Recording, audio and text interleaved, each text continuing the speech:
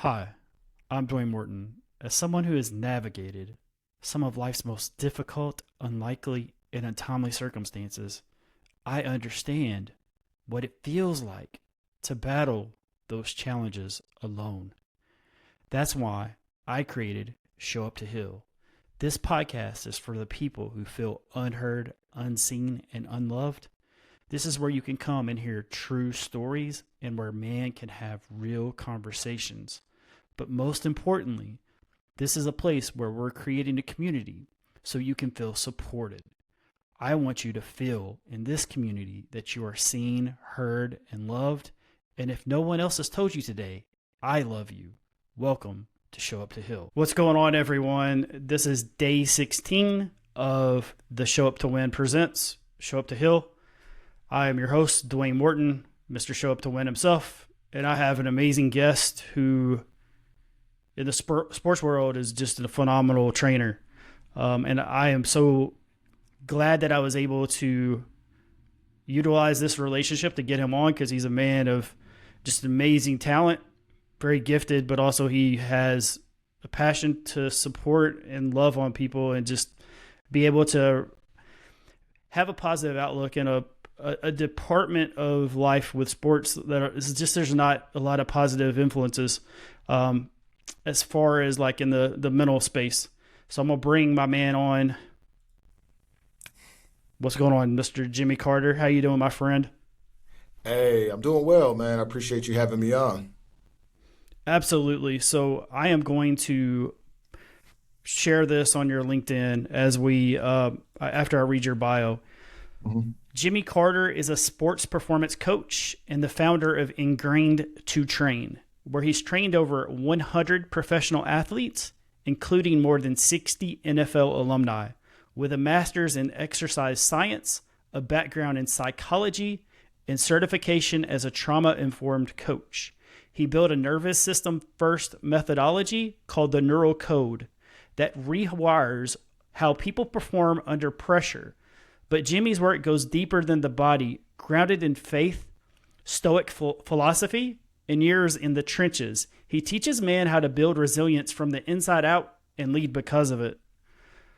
So Jimmy, my man, like one thing I've been asking every speaker is how does that land, man, when people talk about you in that type of light whenever we're sharing your bio? Like it's a pretty impressive resume with the players that you have trained. And how does that feel, my man? It's interesting you say that.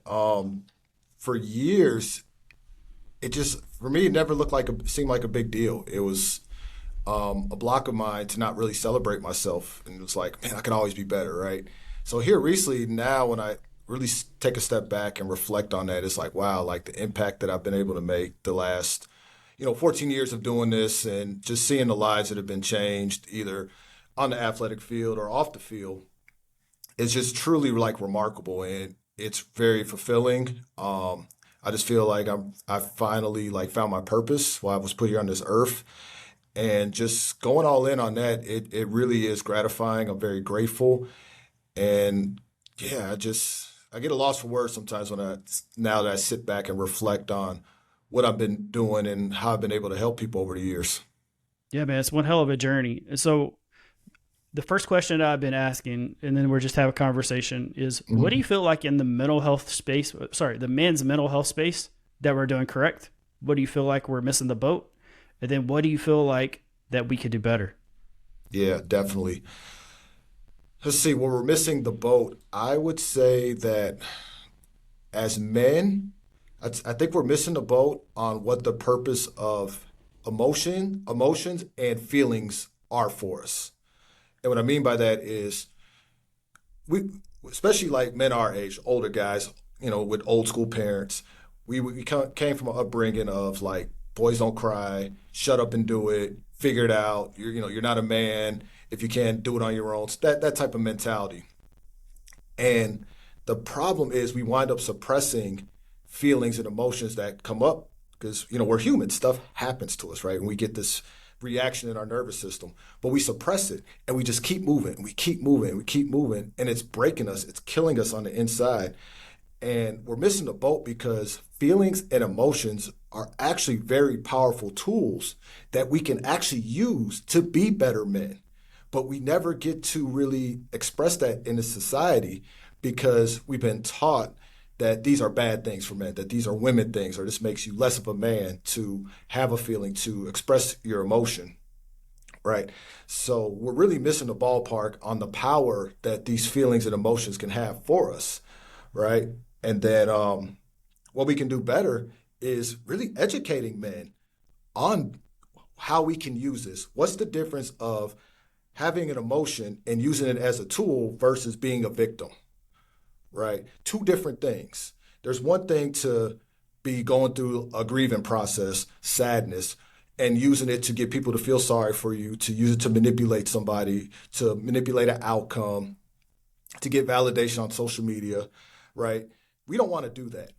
But you can use that same grief, change the story around it, and channel it into purpose, channel it into drive, channel it into something impactful that can help somebody else who may be going through a similar situation, right? Same emotion, same feeling, two different stories. And we can educate men better on how to use these tools that we've been blessed with to be better men, to make a bigger impact. And we can see a radical shift in men's mental health, which will have a ripple effect, in my opinion, on the rest of society. We'll see better fathers, better leaders, better coaches. I think we could see the family structure get restored, right? Because now we're in a better position to show up to be the head of the household in a healthy way, right? But we've got to get this part right, or the problems are going to continue to get worse, in my opinion. That's a great answer, Jimmy. So for you, as a trainer, a kingdom-led entrepreneur, kingdom-led man of the household, what part is your responsibility, do you feel like, when you have someone that comes to you and is like, hey, I'm dealing with this, whether it's anger, whether it's grief, what do you feel like is your personal responsibility when that happens? Well, if they're excuse me, if they're coming to me for that, one, my first responsibility is to make them feel seen and heard, because clearly they're going through something and they're coming to me because they need to express that. So the minimum that I feel obligated to do is to just be a ear for them, just somebody that they can, talk to, open up to without judgment, without necessarily trying to offer a solution unless they ask for it. Just being that vessel that they can release and they can speak what's going on with them without judgment. Because that's a big part why people don't speak up, especially men, is because they don't want to be judged, like we talked about 2 minutes ago, right? Because of the programming. So my responsibility is to make them feel seen, heard, and validated, that they're not wrong for having this feeling or having this emotion, right? So they can feel that they're supported. So it's a beautiful answer. And one of the things is especially with us coming from an athletic background, like we were told, hey, hush, like all these type of things also. So there's also that's built into us. So when we start going through these things, our first thing is to close off. Was that something that you went through also? Because I know for me that this is something that like 6 months ago I was doing. So this is something very new that like I've taken personal responsibility to take care of. Yeah, absolutely. And I can relate to that 100%. I was probably the king of shutting down and closing off. I grew up, my dad, military guy from the south side of Chicago. So I had kind of both sides of the toughness mentality, the military and, south side Chicago toughness, right? So my dad didn't play soft. He didn't play having feelings, men crying. That was not acceptable. So I got very good at, if I was going through something, how to keep a stoic poker face and just shut up about it. And I did that for years and years and years. And I'd be struggling hard and nobody would know. Even as, just a few years ago in 2021, I've shared this on social media a few times. My life was really in the pits of hell. My father had cancer, ultimately passed away. I lost 2 businesses, 80% of my clientele. I was going through some custody stuff with my daughter's mom. It was just everything just seemed to be going wrong. I was sleeping in my car. I was being sued by creditors. I mean, you just name it, it was going just awful for me. Nobody knew. Nobody knew. Nobody knew because when I stepped out in front of clients, I got the camera, social media, I was able to hide it. I suppressed it, not knowing that when I was by myself, I was struggling. I wanted to jump off a bridge, that I was in such excruciating pain from holding all that trauma and trapped emotions that it was physically breaking my body down, crippling back pain. I tore my right pec. Um, Headaches. I mean, you just name it. I was pretty much dying. If you want to, just put it out there, I was dying silently, but nobody knew it because I shut down and I hid it from the world. And I can say if somebody who went and did the work and made the shift that it's so worth it to allow those emotions to flow, to have those feelings, to express yourself. But just to not get too far into that right now, Sure. yeah, I can relate to that shutting down because I did it for the first 30, when I started doing this work, 37 years of my life. 41 Yeah. now. To give you a number, it was 37 years. Yeah. So I knew you had like it was a, not a few long years transition. That was what I was going to say. And I know how important it was for you to be able to tell that story, but also I feel like your wife was someone that really equipped you to be able to do that. You want to share that aspect of like how that helped your mental health is just being able to have someone that you could really feel supported, be seen, heard, and really loved. Yeah, absolutely. And I'm glad you brought that up because I feel like in society right now, especially on the internet, there's just this gender divide of men and women trying to prove who's the bigger victim, who has it harder. And instead of trying to understand each other and come together, it's creating a gender war, a division, and a hatred and a resentment towards each other. And if you understand like our roles and why we're put here, we're actually here to complement each other. And I was fortunate enough to meet a woman when I was really at rock bottom again, and gave you just a little bit of what I was going through. But at rock bottom, probably shouldn't even have been dating. Um, but nonetheless, like the reason why I actually reached out to her is because she sent me a message on social media, and she was like, "I sense like something is like troubling you or going on with you right now. Are you okay?" And context, it's not like we were hanging out, not like we were like good friends, peer group. It was essentially pretty random. And I don't know why, but I just told her everything. I mean, I sent this long reply. And after I hit send, I'm like, she's going to block me. She's going to think like I'm nuts. Right. But she responded. She's like, oh, I can help you. I had some similar situation and you can heal from this. I can help you. I was like, well, how can you help me? She's like, well, one, it sounds like you have stuck energy in your body. And I'm like, what does that mean? Like stuck energy? Like, what's that? And she explained to me that how we hold trapped trauma and emotions in our body.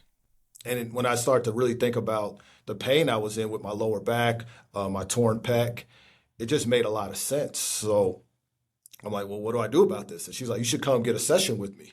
So I booked a session with her, and I went, and she worked on me for 2 hours. Different.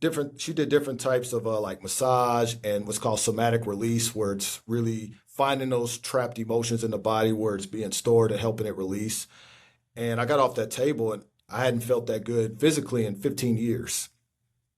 And I was like, wow, like this is really powerful. So that one made me obsessed with learning more about trapped emotions and the book, The Body Reads Score, or The Body Keeps Score, I'm sorry. And there's another book, Reclaim Your Nervous System by Maston Kipp as well. But I became like obsessed with that. That's just how my personality is. When I want to learn something, I go all in. But me and her, we wound up texting back and forth. And long story short, we wound up getting close. And through that, as like I'm going to her to heal, we wound up getting very close and wound up dating, and we're still together now. But along that journey, like with her, She has, one, supported me as, I was going through this healing journey. She never judged me for what I was going through. She never took anything I shared with her and threw it back in my face to weaponize it. So she was always a safe space where I can do this work with her. And she did as well. Like, we both healed each other. And that's a big reason why we've grown so close and why our relationship is so strong. But she has always not only supported me, but she's also intuitively felt where I needed to, like, focus on, like, or where I can be better at, or where I can be leveling up. She was very, very good at that, and lovingly shedding light on those areas, blind spots that I wouldn't have seen on my own. But that's her gift, and that's what women's gift to us is in general. And I like to think about the Bible, and they talk about the helpmeet, right? I think a lot of men hear that and they think, like, essentially the woman that does your chores and very like housewifey type things. And I'm not one to tell anybody their definition of it, but for me, how I look at that is, what she does is she helps me be a better man. And a lot of those things are things that are going to hit my ego. But if I look at it with curiosity, she's just doing what she was put here to do, is to help me be a better man. And every time she shed light on something, even if it stung, it's made me better. It healed something. I got stronger, or I leveled up in a way. And it's because she sees those things that I don't see. And her love and support opens up something in me that taps a strength or inspiration that I didn't even know I had. And I know I can get a little wordy, but I got a quick story with that, real quick, if you got time for it. Go ahead. We have 30 minutes, my man. Just keep going. All right, cool. Yeah, I could get to talking and channeling, and before you know it, 30 minutes done went by. But no, I love this part of our story and our relationship. So again, this was in the beginning. Life was rough, right? Right. And I would never forget, I was sitting in my car, and I just got a guy walks up in my driveway, sees me in the car, knocks on the window. It's like, "You James Carter?" I'm like, "Yeah." He's like, "You've been served." Gave me court papers. I was getting sued by another creditor from the failed businesses I mentioned before. Right. Right. So it was another creditor. Essentially, they were coming from my house. So I'm just sitting in the car. I'm just like, what am I doing? What am I doing? This isn't fair to her. Why am I bringing her through my mess? So I was about to end our relationship. I straight up told her, I was like, "Gee, I just got hit with more court papers. I'm getting sued by somebody else coming after me for my house. Like, I can't do this to you anymore. Like, this isn't fair to you. Like, you deserve somebody who can provide better for you, who can, take you on vacation and not have to do free days. Like, you deserve better than what I'm going through. This isn't fair to you." And she responded in a way that most people, if you talk to them online, would think I'm lying. They say women don't do this anymore. But she responded with this. She goes, "Baby, you're just in a season right now. And what's happened is God is stripping the things away from you that no longer serve you, that aren't going to come with you along this journey. You are getting a chance to rebuild your life all over again. And we are doing it together. What's better than that?" That was the text Amen. message. And I kid you not, that shifted everything. It's one of those things I can't explain the feeling, but there was this shift. And since that moment, like, just the motivation and inspiration, things that I was doing, opportunities that started coming to me, it just started to get better and better. And I just fixed one problem after another. Got this lawsuit taken care of, got the house out of foreclosure, got these clients, got this opportunity, went to this thing, made this connection. Like, things just really start to level up. But remember, before that, I was ready to just give up. Sure. But that's the power that having that other person, that support system, can be for you if you allow it. If you can remove the hate from your heart for the other, the other gender, right? If you can really open yourself up to the possibility that there's still a lot of genuine people out there, and that we're here to help each other and complement each other, you can have similar stories and similar growth. So I mean, I love sharing that story because it was that powerful. And It's yeah, an man. amazing story. And also the other thing is when you're, and I'm going to go back to sports psychology is like, Yep. you can either shine a light on something and look at it, investigate it, or like if you have a bad game, you can just take the sledgehammer and destroy it and just forget about it. You were Yep. ready to take the sledgehammer and destroy it, and she was like, "No, no, no, no! Shine a light, investigate it, and showed you the flaws, the Hmm. weaknesses, and Yeah, that's what women do so well." absolutely. And we look at it as an attack, and sometimes they can't. Depending on the woman, it could be communicated Sure, in a way that's very harsh. But sometimes we also have to ask ourselves, like, well, is she wrong? Maybe they come out the best way, but is she wrong? right. There's Probably another. not. Well, that's the other part. Is sometimes the harsh truth is the harsh truth, and you need somebody to be able to say that and say it in a loving manner. So there's Hmm. another aspect of this, and I know we really haven't went into this in Men's Mental Health Month for this series, is how important women are, or a partner, somebody else that just loves you, whether Yeah. it's anybody, like just a supportive person. It for me is when I found someone who was supportive, I wanted to run. I looked Mm. for everything. My body broke down. My body was like, "Hey, here's a kidney stone. Hey, here's this." Like, Mm. you don't need to spend time with this person because this person's making you better. And so that's another aspect. And so when you're sharing that story, I'm sitting there like just taking mental notes of like, wow, I'm so fortunate to have a friend like that that I'm able to talk to and be able to have her be able to to do this investigation, but also in a loving and caring manner. And I think us as athletes too, man, we're so self-critical. And that's another part I wanted to jump on this with you is self-criticism is one of probably my biggest weaknesses, but it Hmm. also can be a strength when it comes to like sports and it comes to certain things like business. So sometimes we bring that all on ourselves. How is that for you? Yeah, great question. That was something that I struggled with. And again, it's that mentality of always wanting to be better. And that can cross into toxic territory if that self criticism is you always just beating down on yourself. And what we as athletes have to learn, there's a difference between self reflection and self criticism. It's one thing to reflect, like, oh man, I had a bad game, or um, you know, I've been struggling, my shot's not falling, or I'm just not making contact with the bat, or whatever sport you play. And how can I be better? There's nothing wrong with that. But if you're telling yourself the story of like, oh, I suck, or I'm no good, or everybody else is better than me, then it could take you down a very, very toxic path and a cycle that you may not get out of. And you just may keep spiraling, and then you'll just keep reinforcing more and more stories, right? So self awareness is huge. It's huge in this as athletes.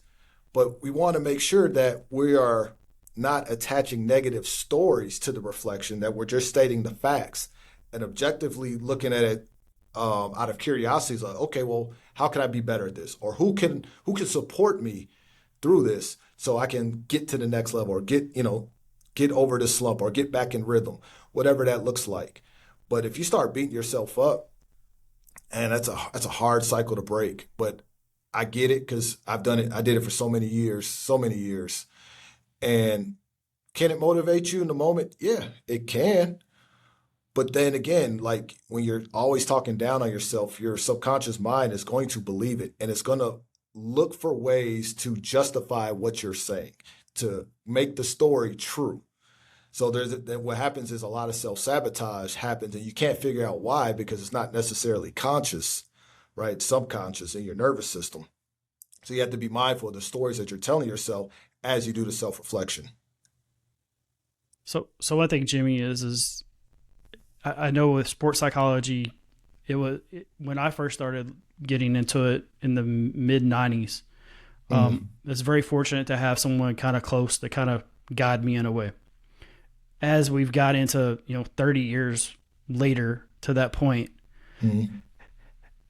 we really haven't talked about nervous system stuff until I would say the last 5 to 10 years, where people really are understanding the dynamics of the body, and like the body keeps a score, the trauma part, self-sabotage as much, it was always like, but they couldn't figure out the purpose and why. I mean, so, we have these neuroscientists and neuroplasticians that come on, and they have really shown sports, so athletes in general, it mostly went from like Olympic athletes to now team sports. Mm-hmm. How big of a change is that for you as a trainer, for people to be able to really get into the energy work and explain, hey, this part is also, it's not just your mind now, it's not just your physical body, it's also something else now. So that's going to give you an extra edge. How important is that now? Super important for a few reasons. I like to say that a lot of athletes don't get to the next level of their performance because there's a block there. And it's usually a block in the nervous system, right? Whether there's some trauma there, whether the body doesn't feel safe being in a certain position, so it puts the brakes on, so they're not executing with as much power as they could or reacting as quickly as they could because there's a block there, right? And that comes from the nervous system. Once you understand how the nervous system works and its role, you can utilize that as a strength and performance coach to unlock the next level in athletes. Like here recently, with all the nervous system work I've learned in the last few years and have really like dialed in a system, I'm getting results with athletes now in just a few weeks that would have taken me 2 to 3 months to get. I'm getting that in a few weeks now with athletes. Like I've accelerated the curve of how quickly they get results, and doing this during a time where kids, they don't have off seasons anymore. They play their sport year round. Their coaches make them do way too much. There's too many games, too many tournaments, all the skills training, all the practices. And I'm still able to get them faster results because of what I know about the nervous system, right? So it's so powerful. And I'll just give like a visual example. I like to give stories.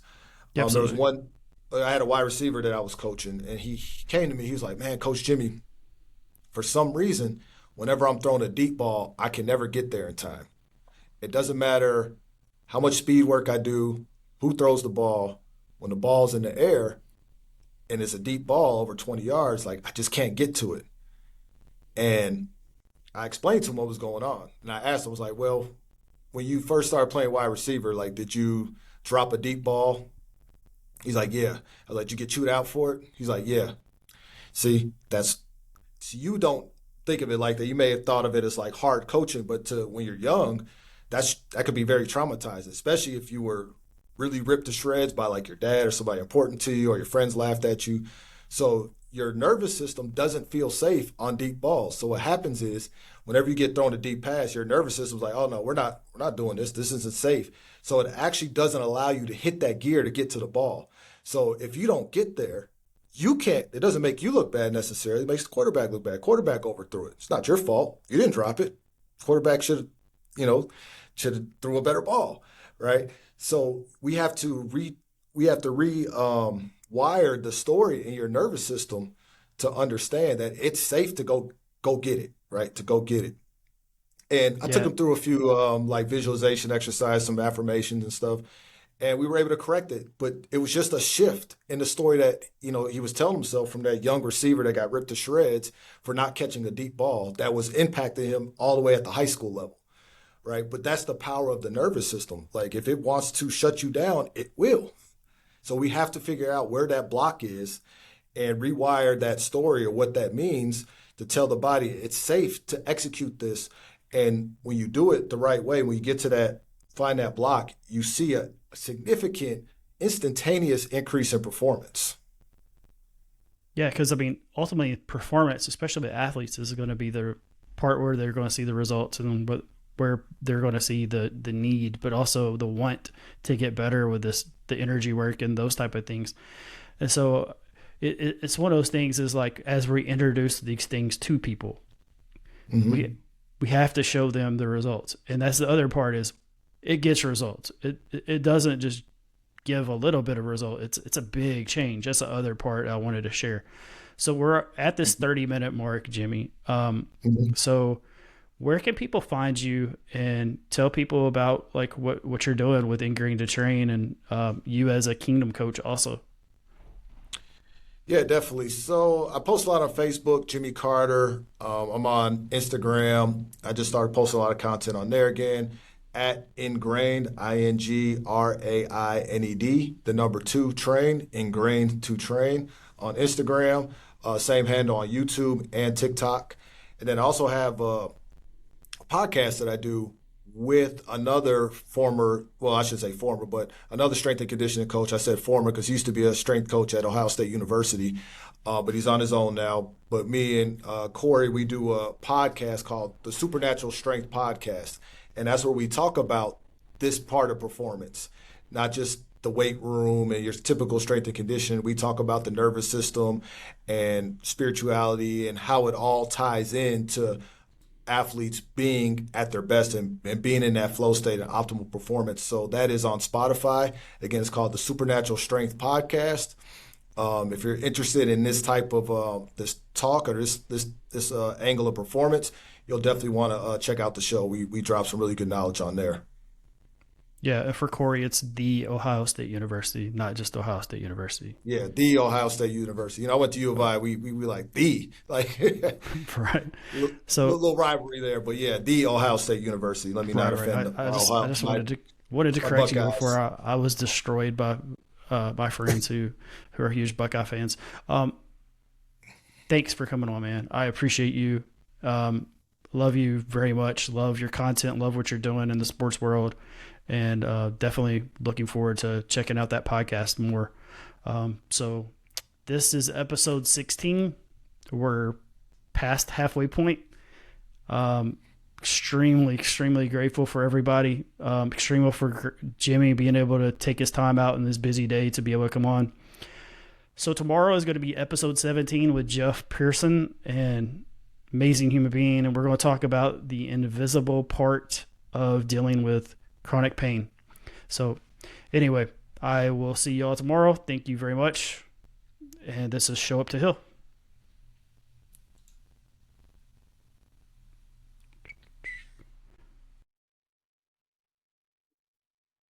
Thank you for watching another episode of Show Up to Win presents Show Up to Heal. Please like, share, and subscribe. Your support means the world to me. Thank you.